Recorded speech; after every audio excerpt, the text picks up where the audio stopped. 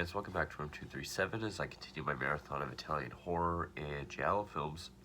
And for this I got a pretty fun, crazy one from 1974. It's Umberto Lenzi's Spasmo. And this is the DVD from Scorpion Releasing. They were out of stock in the Blu-ray, which is fine. I'll take the DVD. And I did want this over the Shriek Show edition because, one, I do like this cover more. The one from Shriek Show kind of looks like a cheap, kind of like spy porno parody, or the cover does anyway.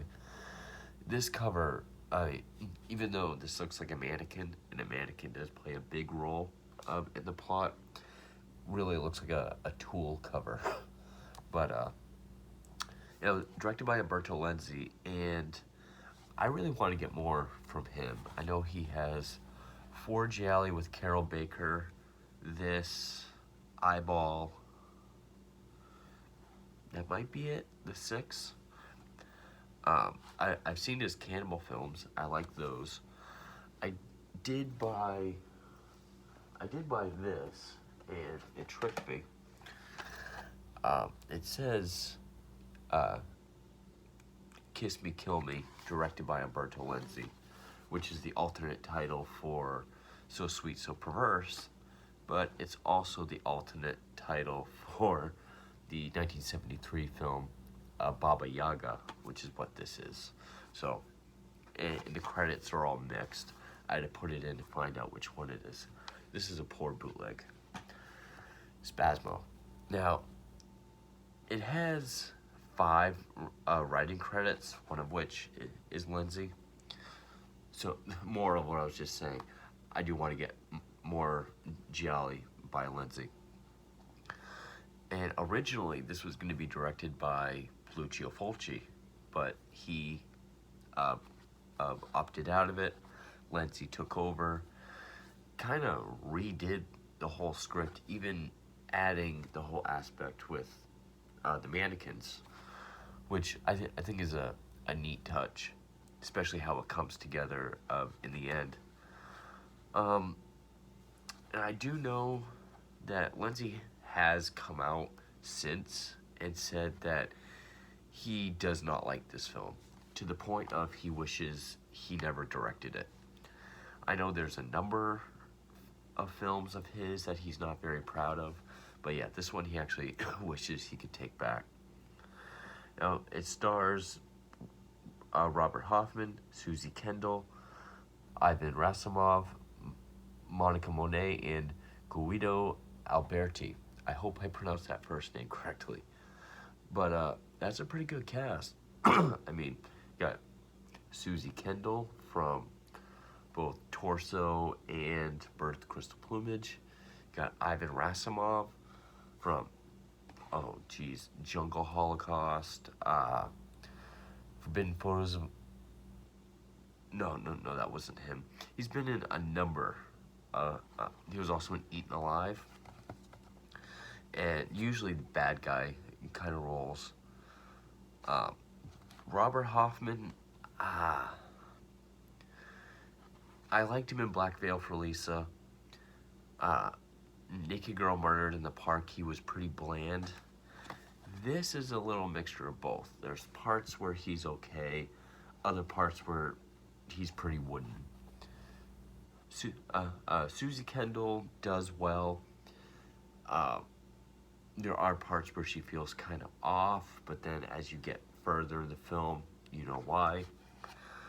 The score by Ennio Morricone, it's not one of his best scores, but it's one of the better Giallo scores that I've seen recently.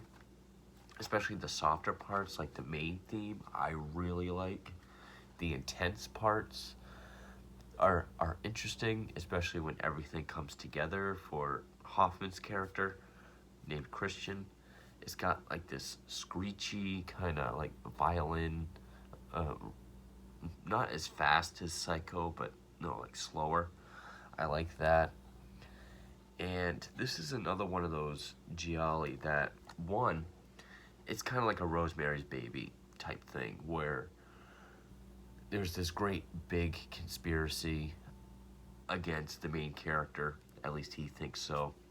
And it's all built around his paranoia and suspicion of everyone and trying to figure everything out, feeling everyone is against him.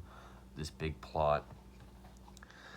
I'm not going to say what the twist reminded me of. I'll save that for later. But also, it's one of those Giallo where it really plays with the formula. It's very different. I know there's actually two different versions. This is the original Italian because when it came over to America, producers thought that, especially with a film like this, not showing who the killer was, that they shot 10 minutes of footage that kind of made it obvious who the killer was. But even that doesn't quite make sense because it's hard to explain exactly what that means, but they added 10 minutes of footage, which was shot by George Romero, which is pretty cool. But I guess producers thought that audiences were going to be confused, which makes sense because this is a pretty incoherent movie. It really is. This movie does feel like you have 5 writers all coming up with a bunch of different ideas and they're mashing them together. Because this takes so many twists and turns and really trying to play up the whole things aren't what they seem, that it feels like it's going to go in 20 different directions. And the direction it goes doesn't always make sense. And but it is interesting enough to make you think, oh, where's this gonna go? And yeah, this is a tough one to explain. So apparently they added 10 minutes of footage because they thought audiences were going to be confused. It's not your typical formula of number of victims being killed and then there's red herrings, killer at the end. It is this huge plot against the main character where pretty much everything he's told by everyone he meets is not what it seems. So I'm not really sure why they thought people would have been confused, even though it does come together as good as it can at the end. But and I do wonder what Fulci's version would have been like. It definitely would have changed, certainly, the ending and how the mannequins play into it. But 1974, he wasn't quite into gore yet. He had done some Giallo at that point, but yeah, I wonder what this would have been. But Lenzi also has his own style that I think works. I mean, yeah, Lenzi is crazy about zooms, like zooming in on people's eyes and mouths. But there's plenty of scenes that are also just shot very well. There's even shots like of a room with a group of characters that's like up in a corner, this big wide shot overhead, almost like a security camera. A lot of it is shot on a beach and it looks great. But and the opening credits, which has the main theme that I really like, it's a great.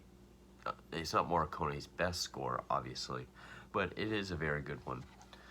Just shows all these female mannequins out in the woods. One has a switchblade in her crotch, which that one does show up later. Well, it opens up with a couple making out on the beach. They think they see a person, but it's a mannequin. And we get the opening credits. And then we see Robert Hoffman, who plays Christian. He's with this one woman who you think might be his girlfriend, but she disappears after this scene and doesn't come back till later. They they find a woman lying face down on the beach, but it's actually Susie Kendall, who plays a woman named Barbara. And she acts like she doesn't know how she got there, where she is. And then before they know it, she's gone. But there's a thermos called the Tucania, which is this yacht. There are some weird, I did think this was weird. Hoffman goes there and he sees her and they decide to talk. And there's this other guy named Alex who you get, him and Barbara had a thing at one point, and now he's the jealous, wants to get back with the type, so back off. He asks her who Alex is. They're on the yacht and it's daylight, and then it cuts to nighttime when they're in his car. She's like, Alex is. Like, it took her that long to answer the question. But they decide to go to her motel, and one of the weird Giallo quirks in this is that she makes him shave his beard first. I guess it's for the scene towards the end with the razor. It's an electric razor, which makes it even stranger. But this guy that keeps popping up, who his thing is that he has like those three metal balls that he twirls around. Get the idea? He's a hitman. He shows up with the gun in the bathroom where Hoffman is. There's a scuffle. Hoffman gets the gun away from him, shoots him, and then him and Barbara have to flee. Which is funny because when he comes out of the bathroom, he's holding the gun and he looks frazzled. And she's just like, what happened? She's not asking why he's holding a gun. And she decides to go to one of her girlfriend's houses, which is this huge villa on the beach. And I love the look of this house, too. And this is one of those movies where for the first, quite a while, it's like just one thing after another keeps happening. It just keeps sort of growing, which I liked that. Because while they're at the house, they can't seem to turn the power on, so they're looking around. Then the lights come on. There's this elderly guy, Malcolm, this younger woman, Clorinda. Turns out they're renting the house. And so then they treat them like guests. But then Hoffman realizes he left his medallion in the bathroom at the hotel. So when he goes to retrieve it, he sees that the hitman's body is gone. And there's some weird dialogue throughout this film. I will say it's not a very well-written film. Because... And everyone seems... Like, some of the dialogue is talking about either, in metaphor or, see you for how you are. Do you see me? It's not very literal. There's even a part where Hoffman looks out the window when he's talking to Clorinda, who Clorinda is like a weird Stepford wife, just very, hello, thank you for joining us. Just this, not robotic almost. And Hoffman looks out the window and sees Malcolm talking to this other guy that keeps popping up. And he's like, see, he's talking to a guy that said weird shit to me earlier. And she just says, oh, I don't see anyone. And I think we're supposed to believe that Hoffman's the only one that thinks things are happening. I mean, as far as we know, okay, there's some sort of hitman. But, and actually, Barbara didn't even see the body in the bathroom because Malcolm asked that. And he kind of acts like Hoffman is having hallucinations, and which is kind of a weird thing to jump to, but yeah, and it just keeps getting stranger because then him and Barbara have a falling out about things, and thankfully this does have a Wikipedia of a full plot synopsis to help me out, because this is not the easiest one to describe. But And Christian, he does try to call his brother once.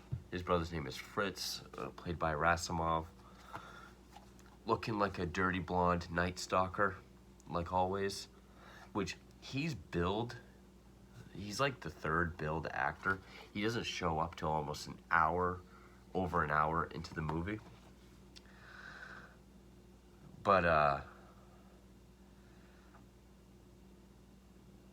yeah, at one point, Clorinda shows up at Christian's room, and I don't know if it was like a rape or just really aggressive, but he starts to kiss her and she says no, but it cuts really quick. It cuts to the next day, and then it's like Barbara, and there's always characters calling other characters about, like, you got, like, he knows too much, it's getting to be too much, or get me out of this, or two characters will be talking about, like, Barbara saying she wasn't supposed to get involved, and it gives us hints that there's this great big plot against Christian. Oh, and then we see that a couple hunters find one of the mannequins with the switchblade in the crotch.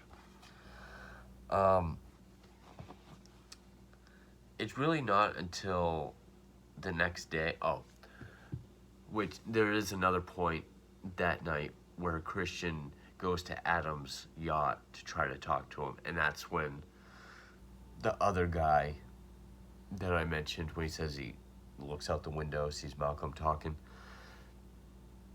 because he kind of drops hints like, oh, well, why don't you go back to Barbara or whatever, like a stranger talking to him like he knows him. So that's another guy that keeps popping up that he's sketched out about. So the next day, Christian looks for Barbara. She's gone. Malcolm tells him she's gone to town, but to leave her alone. And he's talking to him like he's known him forever. He said, she has issues, you have issues, solve your own. And he's like, I'm willing to help you. And he tells him that he was a reporter, and it does mention that Christian and Fritz's father committed suicide. I think this is when we find out when they were children. And he says he remembers doing a piece on that case, and he saw two young boys, one with a traumatized look on his face.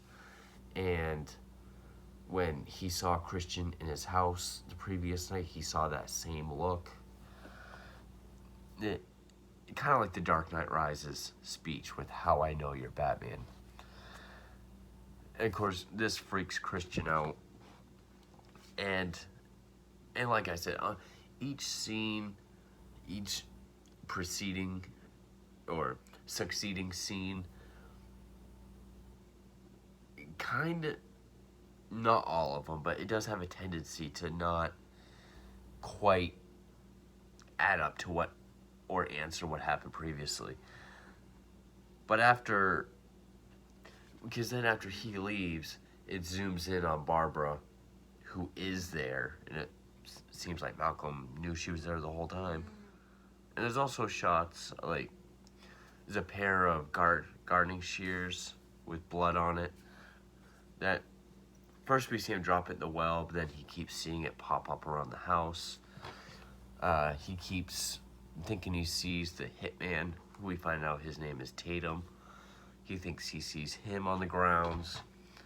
And also, when he does talk to Clorinda, he acts like he talks to her like, I've seen you before, how do I know you, tell me who you really are. There's a lot of that kind of dialogue as well. It's really not until the next day, which is when Malcolm tells him about being a reporter and seeing the young boys, and now he wants to help them.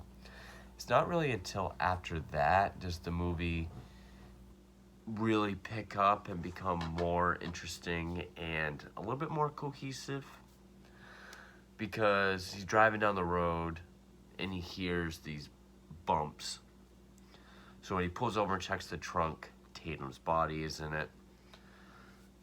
he looks away, and as he's composing himself, Tatum pulls a gun on him. And he says, "This one has real slugs in it."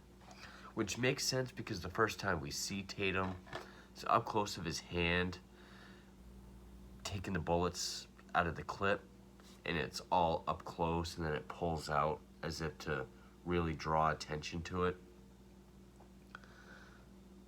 And so that explains how, because he thinks someone stole the body originally, and that's part of what's going on. So that makes sense. And so then he has Christian drive to this place. Oh, and I think this is after we find out that Malcolm's been killed, because he does go back in the house later on, I think before then. And like I said, the scenes are all just, the plot seems so jumbled up that it's hard to remember what scene went where. But he does find Malcolm dead in his house, which might have been foreshadowed, because when they first start being hospitable towards Barbara and Christian, he's talking about how much he loves the house, and he says, "Love it so much that I could die in it." And he did. But this is where it really gets interesting. I don't want to spoil too much of it, but once it gets to that point, the movie does pick up, and the twists and turns it takes at that point, I think, are well done. There is one twist in particular that I love. It's not really a twist, but it is a plot diversion, or, it's a twist for the characters, but I can't say this one was well written or well executed, but it's certainly fun, because it's so crazy, and it's not crazy in like a Death Laid an Egg or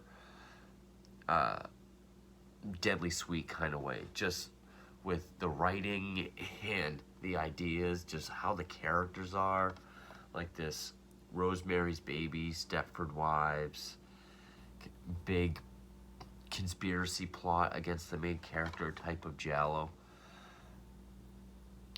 Yeah, I would put this in the category of like forbidden photos, like, or puzzle, Short Night of Glass Dolls, where it's a different way to approach the formula that does come together nicely, or as nicely as it can. But it's so crazy with its ideas that you do want to see where it's leading. Like, where is this taking me? How is this all going to tie in together? And I do like the music. It is shot well. There are some good, interesting shots. The acting's kind of all over the place. I mean, Susie Kendall does tend to go a bit over the top. Robert Hoffman is either bland or decent. Ryvan Asimov does give the best performance, but unfortunately he's in the film so little and so late.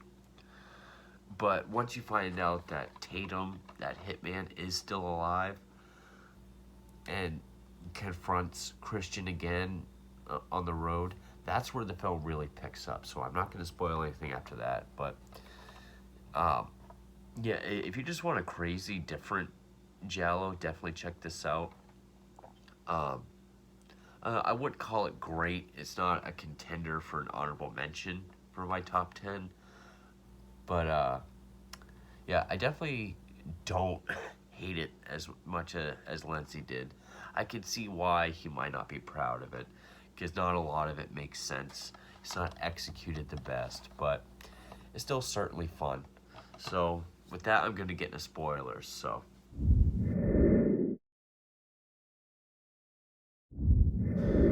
So after he finds Malcolm dead and he goes to flee, he walks by the well that he previously dropped the gardening shears down, which Malcolm was using when they had their conversation. And we catch a glimpse of the bottom of it with the hand, dead, but sticking out of the water. And so that's when he's driving down the road, hears knocks and bumps in the trunk, checks it, Tatum is in there. Tatum holds him at gunpoint, has him drive to this ravine. And that's when he pretty much tells him that the whole plan has gone awry and it hasn't worked. I don't remember if he goes super in depth. I think he just tells him that the plan was to drive him crazy and get him committed to a hospital. But that didn't work, so now the plan is to have him killed. So he drives towards the edge of the quarry or ravine. But when he tells him to hop out, he leaves his door open. And when he tells him to put it in neutral, he throws it in reverse. So he hits him, runs him over a couple times. And then he decides to switch clothes. He even puts the medallion and his custom lighter in the pocket, douses it, sends it over, which we do get this cool shot of the car falling off the ravine and exploding. And so then news hits. Oh, and that's when a car with that one guy, Luca, the one I haven't named yet, but the one that we see popping up here and there, him and Barbara pull up. Christian up top notices she's in the car, because I forgot to mention earlier, when he leaves Malcolm's conversation, he goes and finds out either Alex's boat has left or his boat anchor had been stolen or whatever, and his boat has been lost. Something about a boat. So when he gets back to the house, that's when he finds Malcolm dead. He also finds Barbara's shoe and something else in her car. Like she's been taken. He thinks she's been abducted. So when that car pulls up to the explosion, then backs up and leaves, he thinks she's still abducted. So now he's wearing Tatum's clothes. And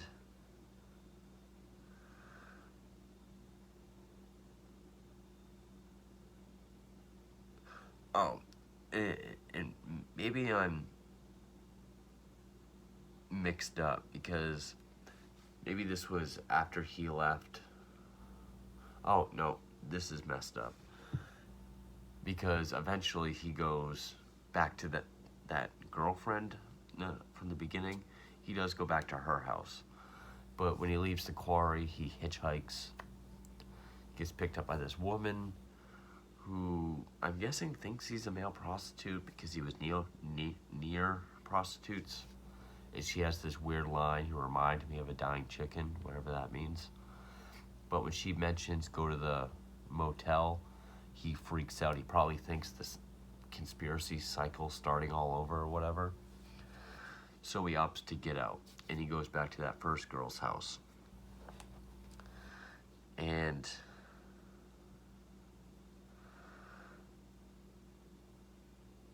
that he stays the night there. Then the next day he goes to his brother's factory, which I guess their family owns, but he runs. And he overhears a conversation between Luca, Barbara, and Fritz. Which,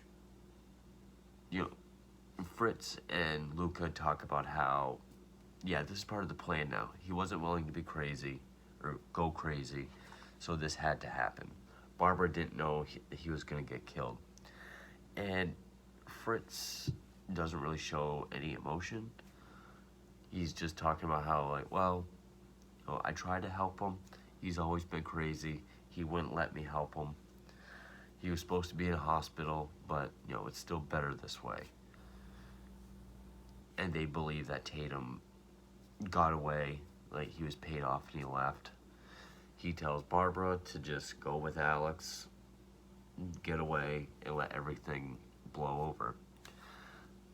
That's when he's at the site of the wreck at the ravine, and the guy shows him the metal and the lighter, and he's like, "Yep, that's definitely Christian." And this is the twist I mentioned earlier that I like, where the plot goes in a different direction. When he oversees another firefighter EMT say, "I found these clenched in his left hand, and it's the 3 balls." Fritz knows that's Tatum's thing, so he suspects Christian's still alive, and the whole plan is still fucked up.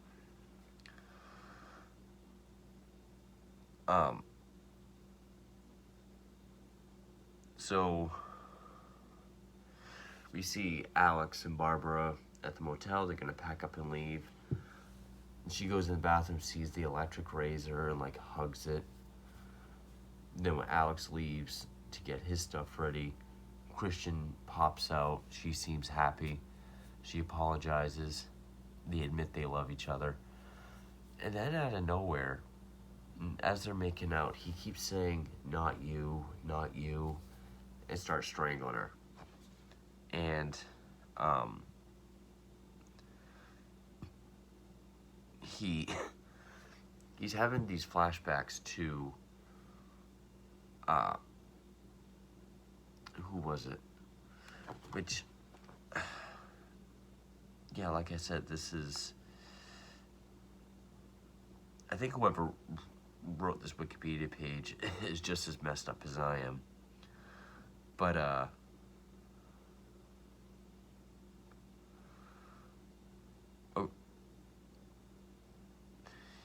you start seeing Clorinda's face, the woman from, he kills her. No, because that's even after. Yeah, whoever wrote this is messed up. Eventually, he does go back to Fritz's office, and Fritz is watching the most oddly edited family video ever. Videos of them as kids, like First Communion, doing stuff around the house, then their father's funeral, and then shots of like a psychiatric hospital. Even a part where Christian is getting some sort of treatment. And that's where he sees that Clorinda was one of the nurses at the hospital, and Malcolm was his doctor. So, yeah, the twist I didn't want to mention earlier, this reminded me of, it's kind of the reverse Shutter Island. Instead of trying to find and help the trauma in DiCaprio, they're just trying to drive him crazy to get committed and be safe. But while he's seeing this footage, that's when he realizes that he did kill Clorinda. He did kill the woman that picked him up in the car. He didn't just get out. He bashed her head off the steering wheel. He did kill that other girlfriend he had. He strangled her, which when it shows her being strangled, she makes the silliest strangle face I've ever seen. She's doing a lot of like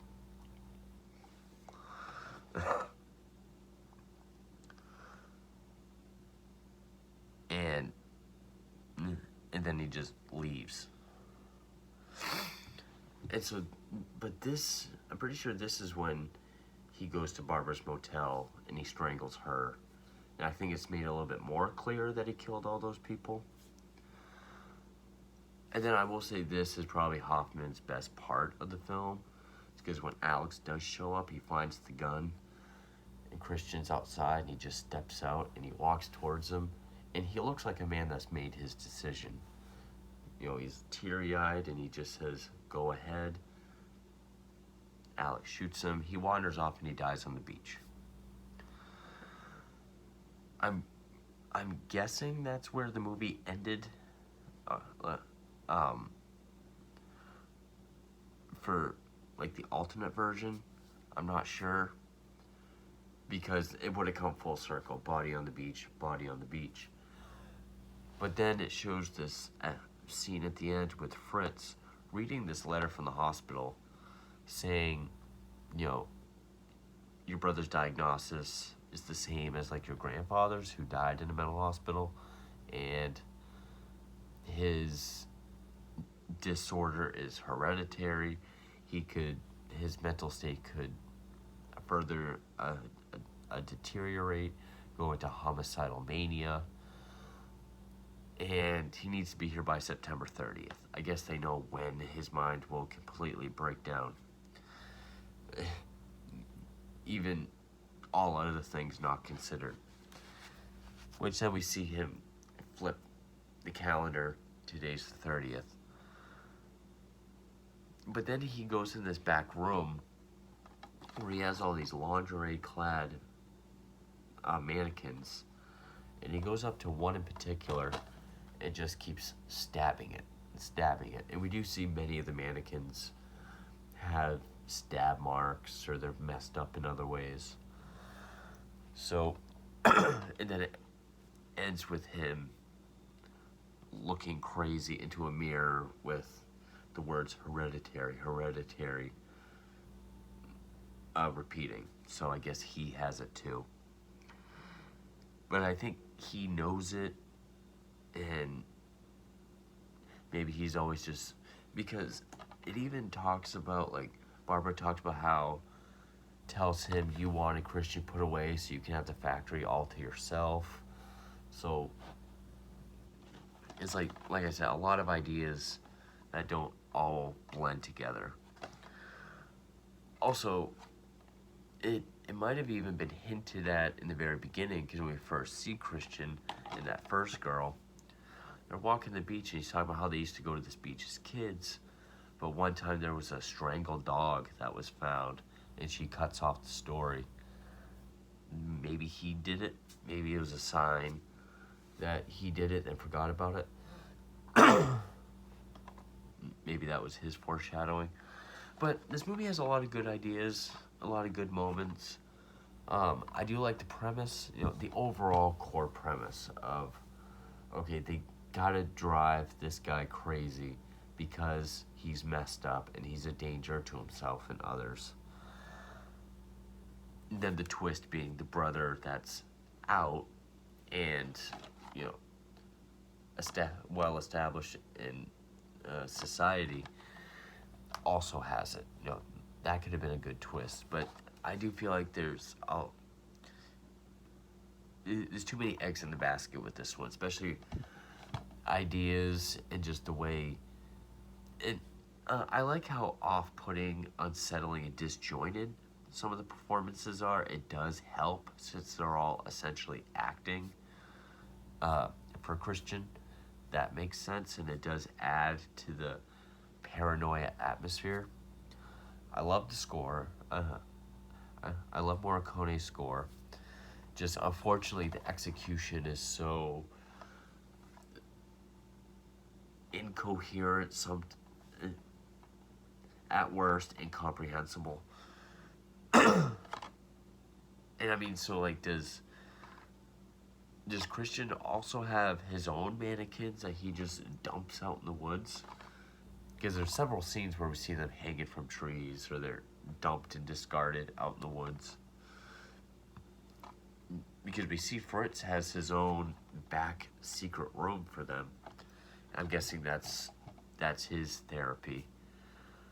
But we also see, we see Clorinda as the nurse in the home videos. The person getting the treatment we only see from behind, so maybe he got treatment as well, and this is his outlet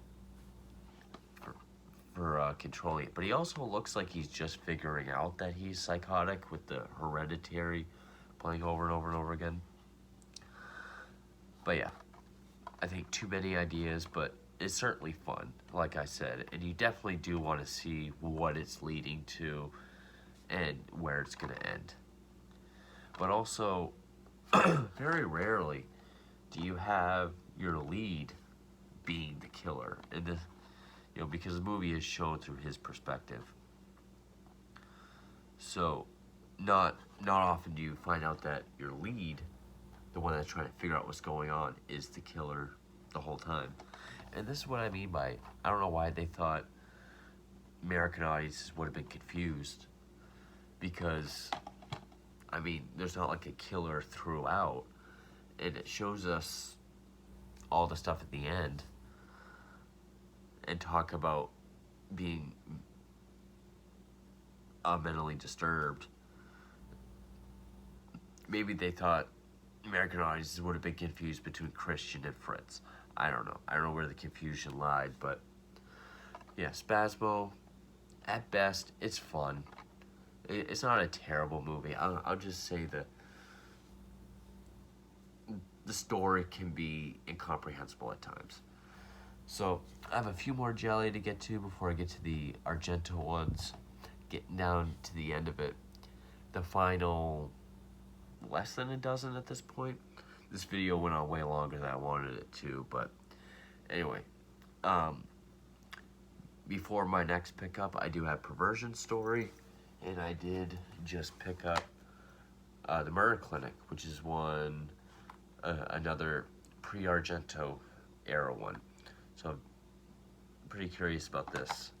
I'll probably do Perversion Story next. I know I said that last time, but I really want to see Spasmo. So stay tuned for those, and thank you for watching.